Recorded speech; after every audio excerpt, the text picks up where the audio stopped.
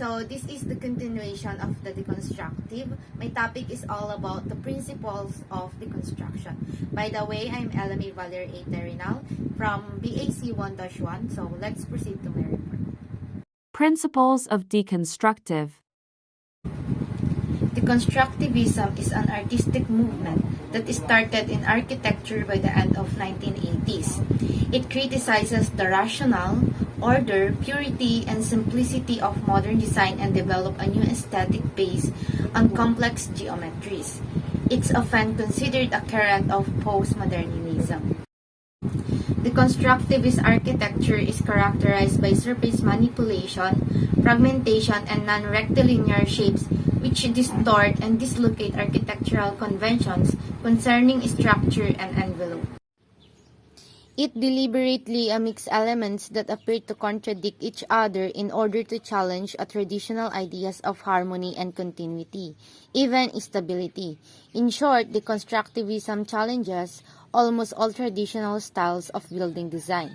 However, it is really no more than a series of postmodernist impulses rather than a coherent movement or a consistent design style. Deconstructivism represents controlled chaos through non-linear design and fragmentation. Out of the ordinary, buildings capture the eye and sometimes feel uncomfortable.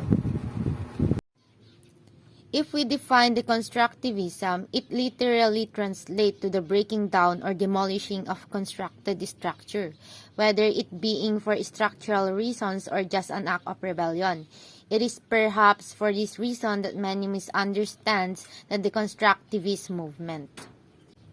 Deconstructivism often manipulates the structure surface, skin, and deploys non-rectilinear shapes, which appear to distort and dislocate established elements of architecture. The finished visual appearance is characterized by unpredictability and controlled chaos. The principle behind deconstructivism was to invent the impossible, set within the postmodern wave.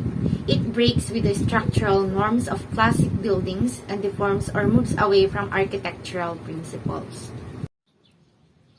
By including nonlinear design processes into the buildings and favoring fragmentation, deconstructivism expresses a form of controlled chaos.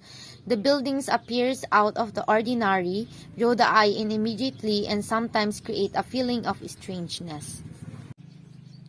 In deconstructivism, distorted shapes and structure are not reserved to the building's outer facade.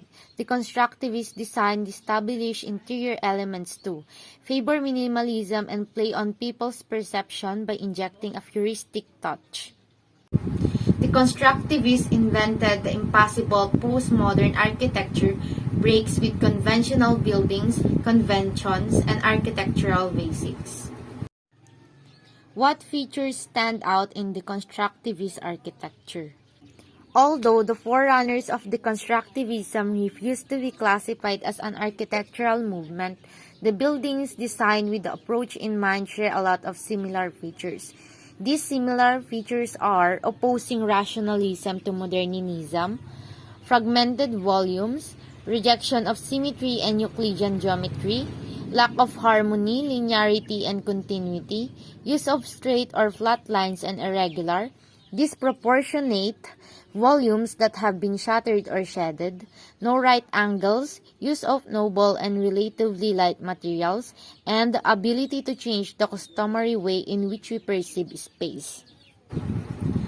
Following Derrida's theories and the avant-gardist approach of Russian constructivism, architects began exploring spaces and volumes. The style was characterized by a loss of symmetry or continuity. It was architecture on steroids. Design's rules were broken and form-follow-function was neglected, but somehow the refinement and elegance of modernism remained. The structure skin was manipulated and altered into unpredictable geometric forms, but the building's function was preserved. Misconceptions surrounding deconstructivism may be the result of terminology itself. The word translates to the act of demolishing or tearing apart an existing structure, implying an act of rebellion. Deconstructivism was not really an impactful architecture movement or an artistic style that took the world by storm and altered architecture as we know it. It was a mixture of Russian constructivism and modernism, with a little bit of influence from postmodernism, expressionism, and cubism. So that's the end of my report. Once again, I'm Elame Valerie Iter.